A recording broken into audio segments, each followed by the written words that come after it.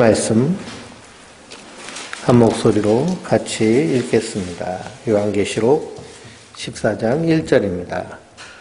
또 내가 보니 보라 어린 양이 시온산에 섰고 그와 함께 14만 4천이 서 있는데 그들의 이마에는 어린 양의 이름과 그 아버지의 이름을 쓴 것이 있더라. 아멘. 할렐루야.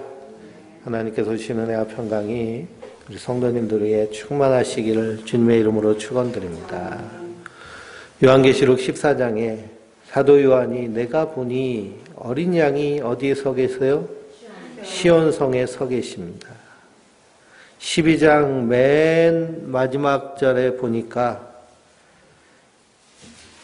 용이 성도들과 더불어 싸우려고 어디 서 있어요?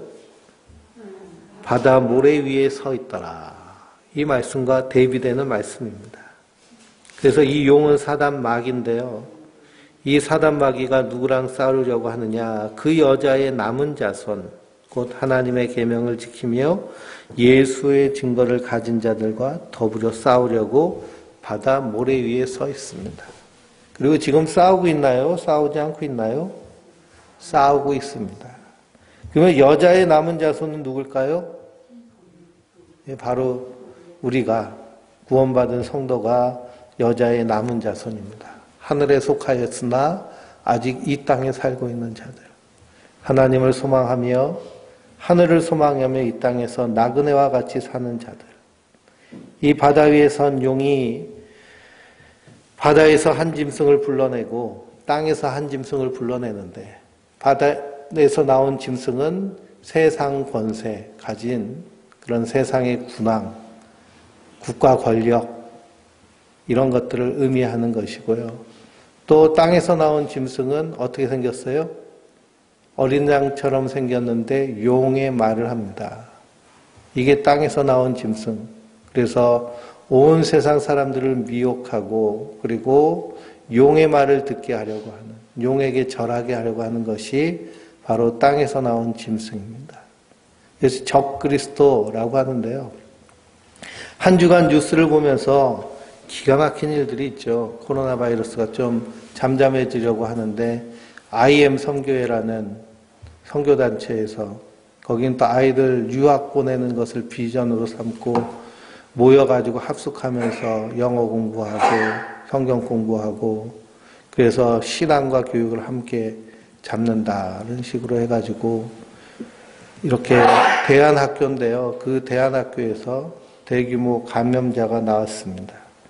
그러면서 이제 거기 대표라고 하는 사람이 세미나하는 세미나 모습을 뉴스를 통해서 이렇게 요약해서 보여주는데요. 그 내용 가운데 요즘 교인들 지갑도 잘 안 여는데 자식들 걸리면 지갑이 좀 활활 열린다고 그러면서 자기가 하는 이 교육 선교 사업이 성도들 그리고 사람들 지갑 여는 데는 특효라고 뭐 이런 식으로 설교하고 세미나 하는 모습을 보면서 참 개탄스러웠습니다. 우리가 교육해야죠. 아이들에게 하늘 비전을 주고 이 땅에서 하나님 나라의 사람으로 살도록 그렇게 꿈꾸며 소망하며 우리가 그렇게 교육시키고 함께 자라나야 됩니다. 근데 거기 다른 의도가 담겨져 있잖아요. 그러니 이것이 바로 모양은 어떤 모양인데요? 어린 양 모양인데 예수님 모양인데 말로는 입으로는 무슨 말을 해요? 용의 말을 합니다. 이게 적그리스도예요. 적그리스도. 이미 우리에게 와 있다. 요한 1서 읽어보면 이미 우리에게 와 있다라고 말씀하고 있습니다. 성도는 이걸 잘 분별해놔야죠. 그래서 우리는 이 땅에 소망을 두는 자들이 아니라 영원한 하나님 나라를 소망하며 이 땅에서 어떻게 해서든지 하나님 나라를 미리 살아내는 자들입니다. 가정에서, 교회에서, 우리 공동체 안에서. 그래서 어떻게 해서든지 성도들을 미혹하려고 하는 것이 이 마귀가 하는 짓인데요. 그래서 마귀의 숫자는 666이라고 그랬잖아요. 666. 하나님의 숫자는 7이라고 그럽니다. 7. 그래서 하나님이 세상을 창조하실 때 6일 동안 창조하시고 7일째 안식하셨다. 그래서 하나님의 숫자는 7인데 짐승의 숫자, 사람의 숫자는 6입니다. 그래서 사람으로는 7이 될 수 있어요? 없어요? 6은요, 6입니다. 그래서 성경에도 6은 6이요, 0은 0이로다. 그러니 우리가 이 땅에서 아무리 발버둥 쳐도 우리가 7이 될 수 없습니다. 그래서 우리가 하나님의 백성 된 것은 온전히 하나님의 은혜로 된 것이다. 라는 사실을 잊지 마시기 바랍니다. 그래서 사도 요한이 내가 보니 보라 어린 양이 어디 서 있어요? 시온산에 서 있어요. 그와 함께 있는 사람이 몇 명이에요? 14만 4천이 서 있습니다. 14만 4천은 구원받은 구약의 성도들, 그 12지파의 숫자인데요. 14만 4천, 그리고 그 세를 셀 수 없는 수많은 성도들의 무리가 구원하심이 어린 양과 우리 하나님께 있도다. 찬미하며 하나님을 찬송합니다. 그래서 이 14만 4천의 숫자의 의미는 뭐냐 하면 14만 4천 안에 들어와야 구원받는다라고 신천지처럼 하는 것이 아니라 구원받는 자의 수가 어떻게 되어 있다는 거예요? 분명히 정해져 있다라는 겁니다. 구원받는 자의 수가 정해져 있다는 거예요. 그래서 그 하나님의 뜻에 따라서 예정함을 입어서 구원받는 자들이 성도들인 줄 믿습니다. 우리가 그 구원의 수 안에 들어있는 것은 온전한 하나님의 은혜인 줄 믿습니다. 그래서 시온산에 서 계신데요. 시온산이 어디냐? 바로 하나님이 계신 곳이 시온산입니다. 그래서 우리가 찬송으로도 내 주 예수 모신 곳이 그 어디나 하나님 나라. 그러니 시온산은요, 어떤 일정한 장소의 의미가 아니라 주님과 예수님과 함께 서 있는 곳, 그곳이 바로 시온산입니다. 그래서 시편 85편을 읽어보면요, 이렇게 한번 찾아보실까요? 눈을 감으시면 안 됩니다. 말씀을 들을 때 눈을 감으시면은 귀가 막혀가지고요, 말씀이 안 들어오니까. 시편 85편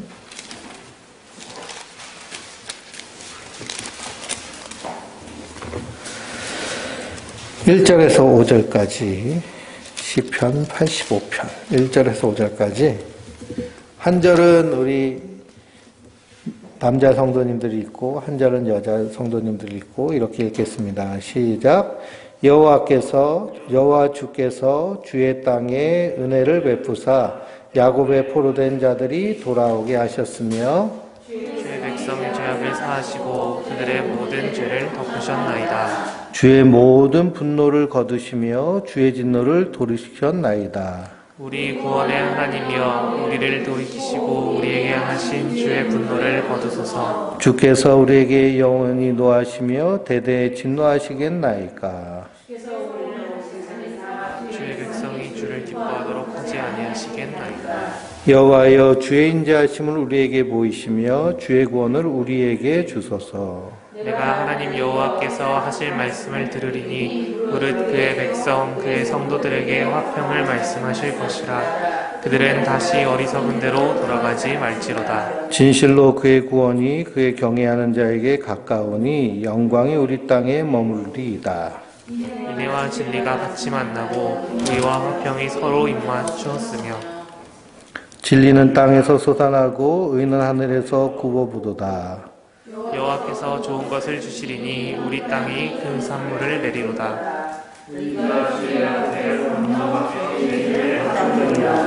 아멘.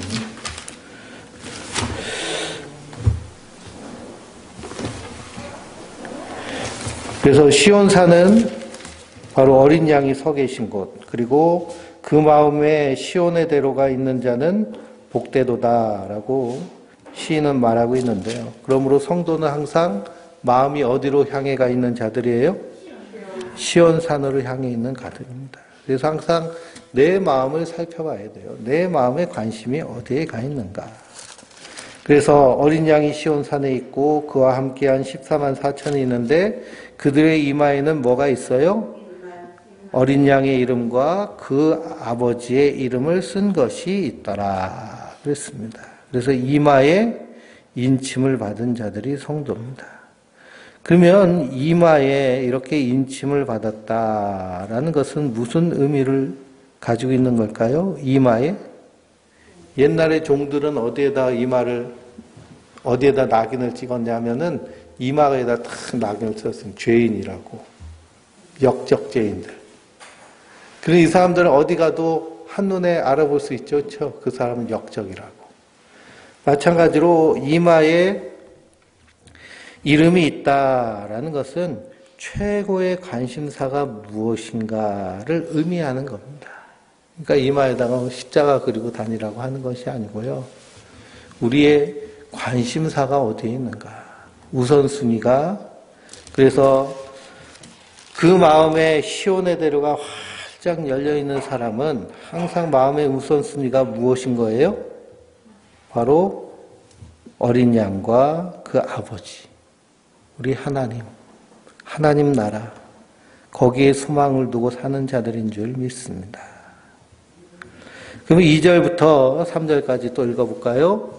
내가 하늘에서 나는 소리를 들으니 많은 물소리와도 같고 큰 노랫소리와도 같은데 내가 들은 소리는 검고 타는 자들이 그 검고 타는 것 같더라. 그들이 보좌 앞과 내 생물과 장로들 앞에서 새 노래를 부르니 땅에서 속량함을 받은 14만 4천 밖에는 능히 이 노래를 배울 자가 없더라. 아멘. 그래서 하늘에서 소리가 나는데 많은 물소리와 같이 큰 우레소리와 같이 그렇게 나오는 찬양 소리가 있습니다. 이 노래는 어떤 노래예요? 새 노래입니다. 새 노래. 새 노래를 부르는 내용이 있죠. 요한계시록 5장 8절인데 한번 보실까요? 계시록 5장 8절.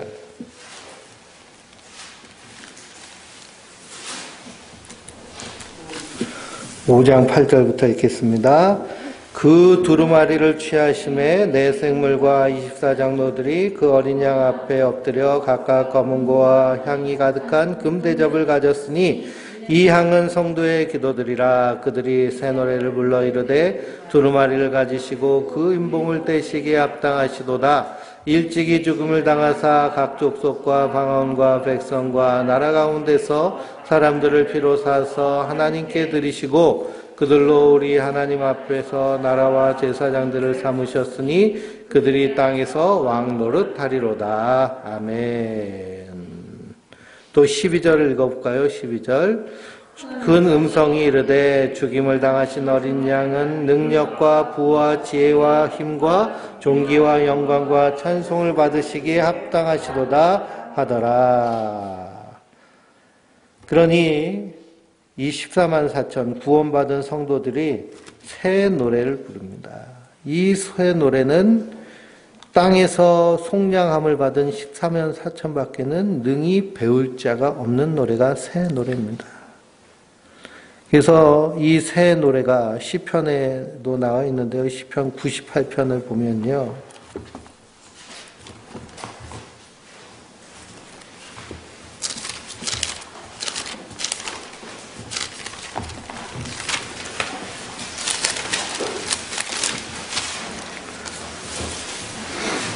(98편) 1절 2절입니다. 새 노래로 여호와께 찬송하라. 그는 기이한 일을 행하사 그의 오른손과 거룩한 팔로 자기를 위하여 구원을 베푸셨음이로다. 여호와께서 그의 구원을 알게 하시며 그의 공의를 문 나라의 목전에서 명백히 나타내셨도다. 아멘. 그러므로 이 새 노래는 결국에는 하나님이, 예수님이 구원하시는 구원을 노래하는 노래이고요. 구원에 합당하신 분은 오직 예수님 뿐이시라는 것입니다. 그러면 이 새 노래를 부를 사람들, 구원받은 14만 4천 밖에 없는데요. 이 사람들은 어떤 사람이냐? 4절, 5절 한번 읽어볼까요? 이 사람들은 여자와 더불어 더럽히지 아니하고 순결한 자라. 어린 양이 어디로 인도하든지 따라가는 자며 사람 가운데서 속량을 받아 처음 익은 열매로 하나님과 어린 양에게 속한 자들이니 그 입에 거짓말이 없고 흠이 없는 자들이로다. 아멘. 그러니 새노래를 부를 14만 4천은 그냥 교회 건물 왔다 갔다 한다고 새노래 부르는 구원받는 천국 백성 되는 것이 아니고요. 여기 분명히 네 가지로 요약되어 있습니다. 첫 번째는 어떤 사람이에요? 여자와 더불어 더럽히지 아니하고 순결한 자. 그래서 여자는 세상을 의미합니다. 세상. 그래서 이스라엘 백성들이 모압 땅 지나가는데 거기서 이 모압 왕이 저주하라고 그러는데 저주를 안 하니까 결국에는 음행을 하게 해가지고 그래서 하나님의 심판을 받게 하잖아요. 마찬가지로 이 땅에서 나온 용이요, 성도들을 어떻게 섰는지 미혹해가지고 땅에서 나온 짐승이 그래서 세상에 절하게 하려고 합니다. 그러니 세상에 절하지 않는 자들, 그 사람들은 어떻게 돼요? 살 수 없게 되죠. 다 죽인다고 13절에 말씀하고 있습니다. 그러니 여자와 더불어 더럽히지 아니하고 순결한 사람은 오직 예수님만 사랑하는 사람, 그 마음에 시온의 대로가 활짝 열려있는 사람, 주님의 구원만을 바라며 소망하는 자들, 그런 사람은 누구의 인도함을 받아요? 어린 양의 인도함을 받습니다. 어린 양이 어디로 가든지 그대로 따라가는 자들. 그러니 시온의 대로는 넓은 문, 넓은 길이 아니라 좁은 문, 좁은 길입니다. 시온의 대로라고 그래가지고 넓은 문, 넓은 길인 줄 알았더니 예수님이 가신 그 십자가의 길인 거예요. 그래서 누구든지 나를 따라오려거든 자기를 부인하고 자기 십자가를 지고 나를 따라올 것이니라. 그리고 세 번째는 어떤 사람들이냐? 속량함을 받아 처음 익은 열매가 된 사람들입니다. 속량함을 받았어요. 속량이란 것은 값을 주고 사는 것을 의미합니다. 우리가 허물과 죄로 죽었던, 그래서 마귀의 종됐던 자들인데 마귀의 종을 예수님이 피값으로 사셔가지고 하나님의 자녀, 생명으로 옮겨주셨습니다. 사망에서 생명으로. 그러니 이것을 굳게 믿고 어린 양만 바라보는 어린 양에게 속한 자들입니다.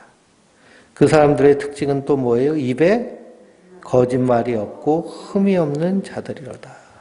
이 거짓말은 어떤 말이냐? 거짓말에 대해서 나오는데요. 요한 1서를 한번 볼까요? 요한 1서 2장 22절입니다. 성경에서 말하는, 여기서 말하는 거짓말은요, 그냥 우리 뻥치는 거랑 좀 틀립니다. 뻥치는 게 아니라 2장 22절 읽어볼까요? 거짓말하는 자가 누구냐? 예수께서 그리스도이심을 부인하는 자가 아니냐? 아버지와 아들을 부인하는 그가 적 그리스도니. 그러니 거짓말은, 여기서의 거짓말은 어떤 거짓말이에요? 예수님이 그리스도이심을 부인하는 게 거짓말입니다. 하나님이 주인이신데 우리가 주인 노릇해서 우리가 죽을 죄인인데 예수님이 대신 십자가에 달려 죽으셔서 우리의 죄를 용서하심으로 우리가 사망에서 생명으로 옮겨진, 그래서 다시 이제 하나님이 주인이 된 인생을 사는 것인데 그 예수님이 하신 사역을 부인하는 자들입니다. 그러니까 한마디로 예수님 말고 자꾸 뭘 하라고 하는 거죠. 그것이 거짓 선지자들. 그래서 구원은 너 하기 나름이야. 열심히 기도해서, 열심히 헌금해서, 그런 식으로 가르치는 것이요, 거짓말하는 겁니다. 우리가 헌금도 하고 예배 참석도 하고 서로 섬기고 희생하고 하는 모든 신앙적인 행위는요, 하나님 은혜에 감사하여서 하는 행위가 되죠.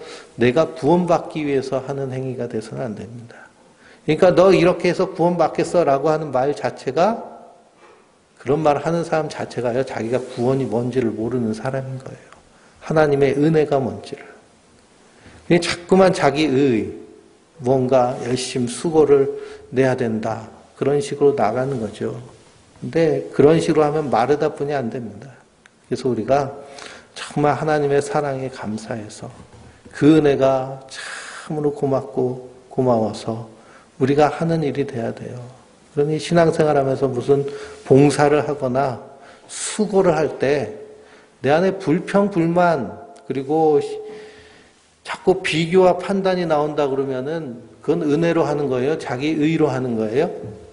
자기 의로 하는 거예요. 그렇게 할 것 같으면 안 하는 게 더 자기에게 이롭습니다.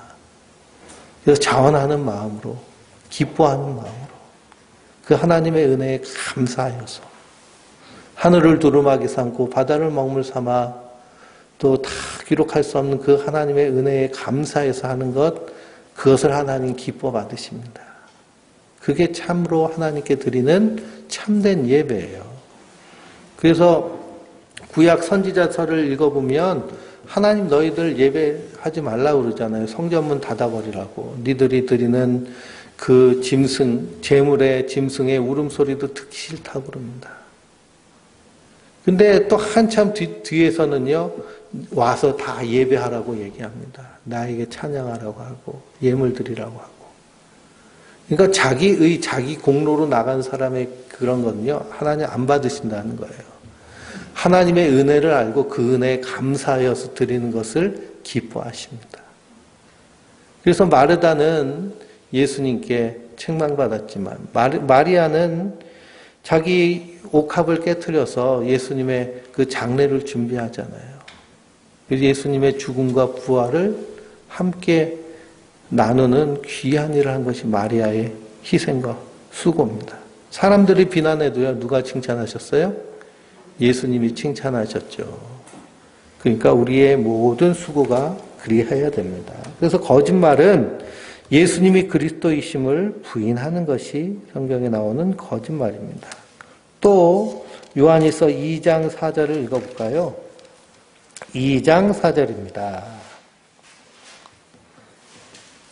시작. 그를 아노라하고 내 계명을 지키지 아니하는 자는 거짓말하는 자요 지가 그에 있지 아니하니. 그를 아노라 할 때 그는 누구예요? 예수님이죠. 예수님을 안다고 그러면서 그의 계명을 지키지 아니하는 자는 뭐 하는 자라는 거예요? 거짓말하는 자고 뭐가 있지 않아요? 진리가 그 속에 있지 않다는 거예요. 이 계명은 뭐예요? 예수님이 내가 너희에게 새 계명을 주노니 서로 사랑하라. 자꾸 계명하면은 모세가 저기 시내산에서 받아온 10계명 생각하는데요. 그래서 어떤 교회는 10계명 그냥 암송하는 교회도 있잖아요. 계양중앙교회도 옛날에 주일날 저녁 때 10계명 교독하고 그랬는데 여기서 계명은요. 물론 10계명도 그 안에 하나님 사랑과 이웃 사랑이 담겨져 있지만 예수님은 한 가지만 주셨습니다. 그건 뭐냐? 서로 사랑하라는 거예요. 내가 예수님 알아, 교회 다녀, 예수님 믿어 그러면서 사랑하지 않는 자는 뭐 하는 자라는 거예요? 거짓말하는 자라는 겁니다. 거짓말하는 자. 그러니 구원받은 14만 4천 새 노래를 부르는 성도는 그 입에 뭐가 없고요? 거짓말이 없고. 그러니 우린 거짓말 많이 해요? 조금 해요? 예? 거짓말. 그래도 거짓말이라는 걸 알고 회개하면 그게 은혜인 줄 믿습니다. 왜 그럴까요? 마지막 때 하나님의 진노가 임하는데도요. 회개치 않는 것이 말세의 특징입니다.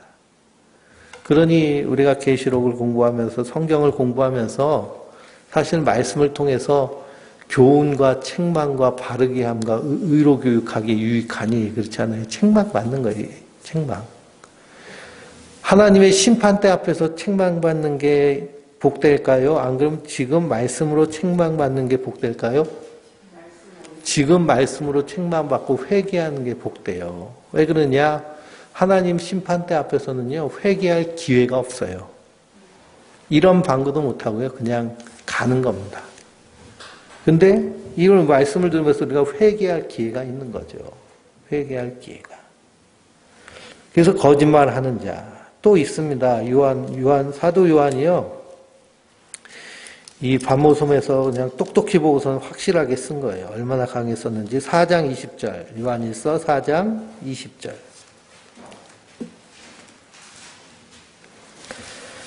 같이 읽겠습니다. 누구든지 하나님을 사랑하라 하고 그 형제를 미워하면 이는 거짓말하는 자니 보는 바 그 형제를 사랑하지 아니하는 자는 보지 못하는 바 하나님을 사랑할 수 없느니라. 아멘. 그게 참 아멘이 되기가 참 힘들죠. 하나님을 사랑한다 그러는데 그 형제를 미워하면 거짓말하는 자라고 그러니. 거짓말하는 건 우리 인생의 특기잖아요. 사람이요. 하루에 평균 200번 이상 거짓말을 한답니다. 거짓말 한 번, 사람이 입에서 거짓말을 한 번 하면요. 그 거짓말을 꾸미기 위해서 200번 이상 거짓말을 계속해요. 그러니 좀 불리하고 피곤할 것 같으면 그냥 쉽게 거짓말 하잖아요. 근데 여기서 말하는 거짓말은 그런 뻥이 아니라 예수 그리스도를 부인하는 것. 그 예수님의 계명을 지키지 않는 것. 그 계명은 뭐예요? 사랑이에요, 사랑. 그러니 거짓말 중에도 그 화이트 거짓말이라고 그래가지고 그런 거짓말도 있잖아요. 화이트 거짓말. 그러니 연로한 어머니가 계신데 자녀 중에 한 명이 이렇게 안타까운 사고를 당했는데 그걸 어머니한테 전하면 어머니가 충격받아서 돌아가실 것 같으면 잘 있다고 이렇게 거짓말하기도 하잖아요. 그렇죠? 그래서 여기서의 거짓말은 그런 거짓말이 아니라 바로 요한에서 우리가 읽은 그 말이 바로 거짓말입니다. 예, 거짓말. 그걸 구분을 잘 해야 돼요. 그래서 너무 뻥을 많이 치시는 분들이 거짓말하면 항상 찔리시는데 거기 조금 이제 해방될 수 있겠죠.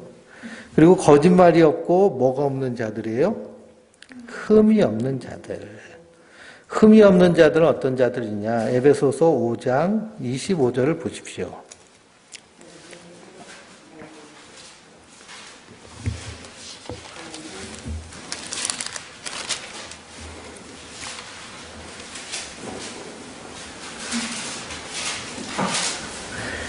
(25절부터) (27절까지) 에베소서 5장 읽어보겠습니다. 남편들아 아내 사랑하기를 그리스도께서 교회를 사랑하시고 그 교회를 위하여 자신을 주신같이 하라. 이는 곧 물로 씻어 말씀으로 깨끗하게 하사 거룩하게 하시고 자기 앞에 영광스러운 교회를 세우사 티나 주름 잡힌 것이나 이런 것이 없이 거룩하고 흠이 없게 하려 하심이라 그랬습니다. 그러니 남편이 아내 사랑하기를 예수님이 교회 사랑하시고 교회를 위해 자신을 주신같이 하라라고 그랬습니다. 이것이 흠이 없는 사랑이에요. 그 사랑은 어떻게 씻었어요? 물로 씻어 말씀으로 깨끗게 하고. 그러니 우리가 주회전에 와서 말씀을 듣는다는 건 말씀으로 우리를 어떻게 하는 거예요? 씻는 거예요, 씻는 거. 우리가 뭘로 씻어지겠어요? 우리의 마음, 심령이 말씀으로 씻어지는 겁니다. 그리고 티나 주름 잡힌 것이나 그런 것이 없이 거룩하고 흠이 없게 하시려고 말씀으로 우리를 씻으시는 거예요. 그러니 흠이 없는 자들은 하나님의 말씀을 잘 알고 어린 양이 어디로 가든지 그대로 따라가는 자들, 이것이 바로 새 노래를 부르는 구원받는 성도들의 모습인 줄 믿습니다. 그런 이것은 사람의 힘으로 내가 이렇게 해야지 해서 되는 것이 아니고요. 하나님의 은혜로 되는 줄 믿습니다. 그래서 예수님이 나를 이렇게 구원하신 그 복음, 그 사실을 믿는 믿음으로 우리가 그렇게 행하여 나가면 그 안에서 놀라운 은혜가 풍성하게 일어날 줄 믿습니다. 6절부터 12절까지 새 천사가 전하는 말들이 있어요. 6절부터 12절까지, 6절부터 12절까지인데요. 먼저 7절까지 읽어보겠습니다. 또 보니 다른 천사가 공중에 날아가는데 땅에 거주하는 자들 곧 모든 민족과 종족과 방언과 백성에게 전할 영원한 복음을 가졌더라. 그가 큰 음성을 이루되 하나님을 두려워하며 그에게 영광을 돌리라. 이는 그의 심판의 시간이 이르렀음이니 하늘과 땅과 바다와 물들의 근원을 만드신 이를 경배하라 하더라. 아멘. 이 천사가 공중으로 날아가는데 무엇을 가졌어요? 영원한 복음을 가졌더라 라고 그랬습니다. 영원한 복음이란 어떤 복음일까요? 영원한 복음이란 것은요, 우리가 사지읒, 그래서 주인, 죄인, 죽음, 주인, 이게 복음인데요. 예수님의 십자가와 부활이 복음입니다. 그런데 영원한 복음이란 이것이 반드시 이루어질 영원한 하나님의 약속이라는 거예요. 그래서 이 복음 안에 거하는 자들은 영생 복락을 누린다. 성경 말씀하고 있죠. 영원히 하나님과 함께하는 것입니다. 그러니까 반드시 이루어진다는 것을 의미해요. 이 복음을 가지고 모든 민족과 족속과 방언과 백성에게 전하였습니다. 그리고 큰 음성으로 뭐라고 그래요? 하나님을 두려워하며 그에게 영광을 돌려라. 하나님을 두려워하고 영광 돌리는 일이 뭘까요? 회개하고 예수님을 믿는 겁니다. 복음을 믿는 거예요. 회개하고 복음을 믿을 때 그 사람의 삶이 예배적 삶이 됩니다. 근데 마지막 때가 되면 될수록 뭐가 안 된다고요? 회개가 안 돼요. 9장 20절을 보실까요? 요한계시록 9장 20절. 9장 20절이요. 5번째 천사가 나팔을 불어요. 그리고 6번째 천사가 나팔을 불죠. 그랬더니 큰 재앙이 일어나서 수많은 사람이 죽고 남은 사람들이 읽어보겠습니다. 이 재앙에 죽지 않고 남은 사람들은 손으로 행한 일을 회개하지 아니하고 오히려 여러 귀신과 또는 보거나 듣거나 다니거나 하지 못하는 금은 동과 목석의 우상에게 절하고 또 그 살인과 복술과 음행과 도둑질을 회개하지 아니하더니. 그러니 하나님의 심판 속으로 들어가는 거죠. 마지막의 특징은 회개하지 않는 거예요. 그러니 우리가 예수 믿고 구원받는다라는 것은 무엇이 전제돼야 될까요? 회개함이 전제되는 거예요. 무엇을 회개하는 거예요? 예? 죄가 뭐예요? 하나님이 주인이신데 내가 주인 노릇한 게 죄예요. 그러니 오늘 하루도 살아보세요. 내가 하나님이 주인 노릇하셨어요? 내가 주인 노릇하셨어요? 예? 하나님이 주인 노릇 하신 게 2시간 이상 되신 분 손 들어보세요. 잠잘 때만 하나님이 주인 되시는 것 같아요, 보면. 그러니까 우리는 날마다 어떤 자리에 나와 있어야 돼요? 회개 자리에 나와 있어야 돼요. 회개 자리에.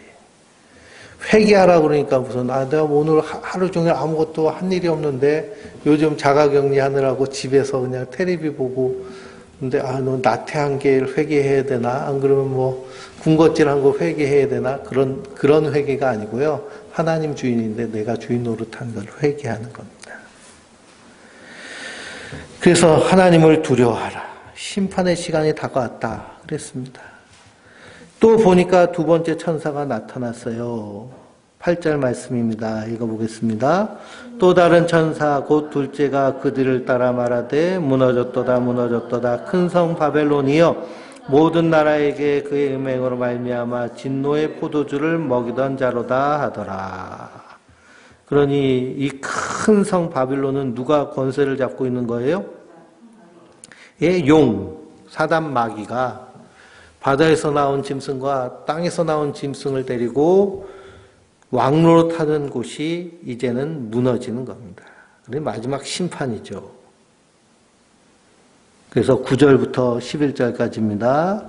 또 다른 천사 곧 셋째가 그 뒤를 따라 큰 음성으로 이르되 만일 누구든지 짐승과 그 육생에게 경배하고 이마에나 손에 표를 받으면 그도 하나님의 진노의 포도주를 마시리니 그 진노의 잔에 섞인 것이 없이 부은 포도주라. 거룩한 천사들 앞과 어린 양 앞에서 불과 유황으로 고난을 받으리니 그 고난의 연기가 세세토록 올라가리로다. 짐승과 그의 우상에게 경배하고 그의 이름표 받는 자는 누구든지 밤낮 쉼을 얻지 못하리라 하더라.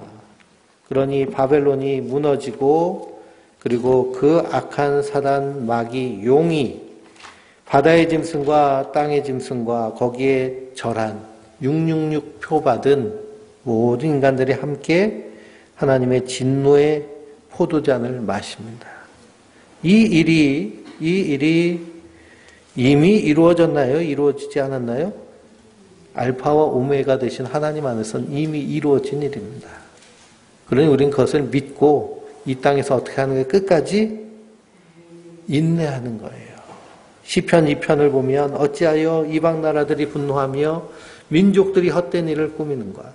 세상의 군관들이 나서며 관원들이 서로 꾀하며 하나 여호와와 그의 기름 부은 자들을 대적하며 우리가 그들의 맨 것을 끊고 그의 결박을 벗어버리자 하는도다. 하늘에 계신 이가 웃으시며 주께서 그들을 비웃으시리로다. 그러니 이미 구약의 시인들이 바로 하나님이 심판하실 그 심판에 대해서 이미 찬송하고 노래하고 있습니다. 열방이 분노하며 하나님을 대적해도 결국 그 승리는 누구의 승리예요? 어린 양의 승리인 줄 믿습니다. 그래서 12절에 뭐라고 해요? 성도들의 인내가 여기 있나니 그들은 하나님의 계명과 예수에 대한 믿음을 지키는 자니라. 성도의 인내가 여기 있습니다. 마귀가요, 얼마나 집요하게 시험하고 유혹하고 넘어뜨리는지요. 그러니 이 대한민국 사회에 동네마다 골목마다 교회가 있는데 이 코로나 바이러스 때문에 이제 교회가 완전히 사람들의 비난과 비판의 대상이 됐습니다. 전도의 문은 물론이고 복음의 문이 완전히 막혀버렸습니다. 점점 마지막 때가 되면 될수록요, 구원의 문이 닫히죠. 왜 그럴까요? 구원받은 사람의 수가 다해가기 때문입니다. 그래도 우리는 주님의 그 안타까운 마음을 가지고 복음을 전하며 성도의 인내가 여기 있습니다. 그래서 우리는 하나님의 계명, 사랑하라는 그 사랑과 예수님에 대한 믿음, 그분이 나를 위해 십자가에 달려 죽으시고 부활하셨다는 믿음을 끝까지 지키며 이 땅에서 사는 자들인 줄 믿습니다. 13절 읽어보겠습니다. 또 내가 들으니 하늘에서 음성이 나서 이르되 기록하라. 지금 이후로 주 안에서 죽는 자들이 복이 있도다 하시매 성령이 이르시되 그러하다. 그들이 수고를 고치고 쉬리니 이는 그들의 행한 일이 따름이니라 하시더라. 아멘. 주 안에서 죽는 자들이 복이 있다 그랬습니다. 주 안에서 죽는 건 어떻게 죽는 걸까요? 하나님의 계명과 예수에 대한 믿음을 지키면서 이 땅에서 새 노래 부르면서 주님 오실 그날을 기다리며 사는 자들, 그 사람들이 주 안에서 죽는 자들입니다. 그래서 예수님은 분명히 말씀하셨죠. 요한복음 5장 28절에 너희가 놀라지 마라. 마지막 때는 그 사람이 행한 것에 따라서 선을 행한 자는 생명의 부활로, 악을 행한 자는 심판의 부활로 나오리라 라고 하셨습니다. 그래서 사람에게 정한 것, 한 번 죽는 것은 사람에게 정한 것이요 그 뒤에는 뭐가 있다고 그래요? 심판이 있느니라. 성경은 누누이 말씀하고 있습니다. 그리고 우리가 주 안에서 죽는 것처럼 복된 것이 없습니다. 제가 임종을 참 많이 봤는데요. 임종을 많이 보면서 그래도 주 안에서 임종하시는 분들처럼요. 평안하고 그리고 정말 그 얼굴 가운데서 빛이 나는 모습은요. 다 주 안에서 돌아가시는 분들이에요. 마지막 보통 며칠씩 아프시잖아요. 그렇죠? 며칠씩 아프시면서 그러면서 하나님이 그런 작업을 하시나 봐요. 마음 가운데 하나님을 의지하게 하고 예수님만 바라보게 하고 그리고 자기 안에 있는 더러운 것들 다 회개하게 하고 그러면서 주님을 의지하면서 가는 모습들을 많이 보게 됩니다. 그러므로 주 안에서 죽는 자가 복이 있습니다. 14절부터는 그래서 마지막 수학의 모습이 나오는데요. 우리 14절부터 끝까지 읽어보겠습니다. 또 내가 보니 흰 구름이 있고 구름 위에 인자와 같은 이가 앉았는데 그 머리에는 금 면류관이 있고 그 손에는 예리한 낯을 가졌더라. 또 다른 천사가 성전으로부터 나와 구름 위에 앉아 이를 향하여 큰 음성으로 외쳐 이르되 당신의 낯을 휘둘러 거두소서. 땅의 곡식이 다 익어 거둘 때가 이르렀음이니이다 하니 구름 위에 앉으신 이가 낯을 땅에 휘두르매 땅의 곡식을 거두어지니라. 또 다른 천사가 하늘에 있는 성전에서 나오는데 역시 예리한 낯을 가졌더라. 또 불을 다스리는 다른 천사가 제단으로부터 나와 예리한 낯 가진 자를 향하여 큰 음성으로 불러 이르되 내 예리한 낯을 휘둘러 땅에 포도송이를 거두라. 그 포도가 익었느니라 하더라. 천사가 낯을 땅에 휘둘러 땅의 포도를 거두어 하나님의 진노의 큰 포도주 틀에 던짐에 성 밖에서 그 틀이 밟히니 틀에서 피가 나서 말 굴레까지 닿았고 1600 스타디온에 퍼졌더라. 아멘. 이것이 마지막 수학의 모습입니다. 추수의 모습이에요. 그래서 추수가요, 두 군데로 추수되는 것을 봅니다. 두 종류의 추수가 있어요.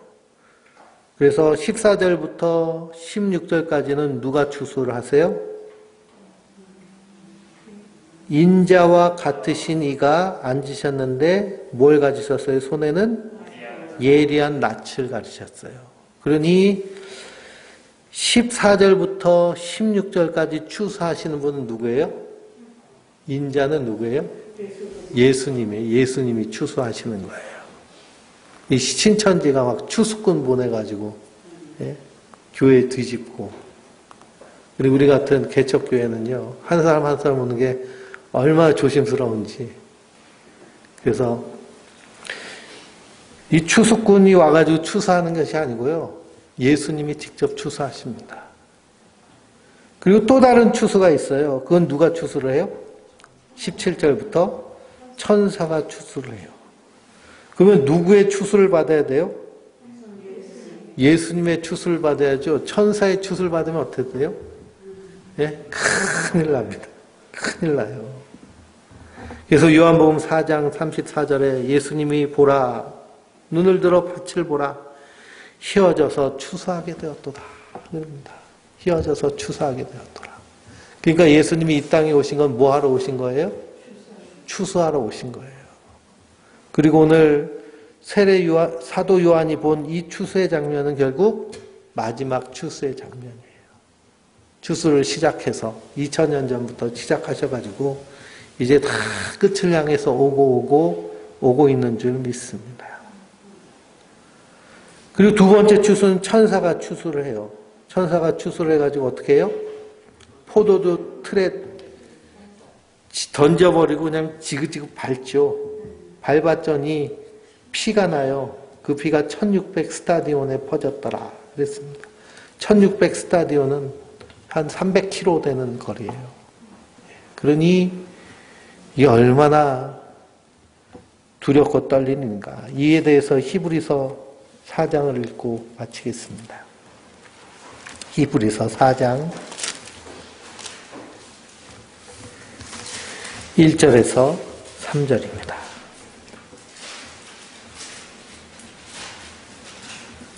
히브리서 4장 1절에서 3절. 그러므로 우리는 두려워할지니 그의 안식에 들어갈 약속이 남아있을지라도 너희 중에는 혹 이르지 못할 자가 있을까 함이라. 그들과 같이 우리도 복음 전함을 받은 자이나 들은 바 그 말씀이 그들에게 유익하지 못한 것은 듣는 자가 믿음과 결부시키지 아니함이라. 이미 믿는 우리들은 저 안식에 들어가는도다. 그가 말씀하신 바와 같이 내가 노하여 맹세한 바와 같이 그들이 내 안식에 들어오지 못하리라 하셨다 하였으나 세상을 창조할 때부터 그 일이 이루어졌느니라. 아멘. 그러니 우리가 큰 끝까지 인내의 믿음을 지키며 두렵고 떨림으로 우리의 구원을 이루어가는 자들인 줄 믿습니다. 우리에게 새 노래 주셨습니다. 그 노래를 부르는 자, 그것이 바로 성도입니다. 우리 안에서 그 은혜가 충만하시기를 주님의 이름으로 축원드립니다.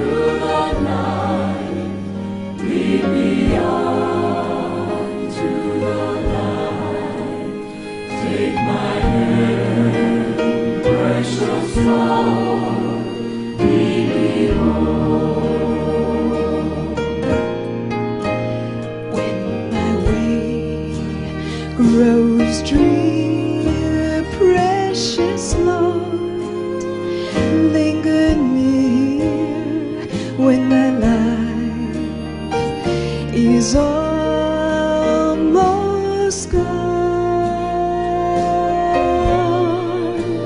Hear my cry, hear my call, hold my hand lest I fall. Precious Lord, take my hand, lead me home.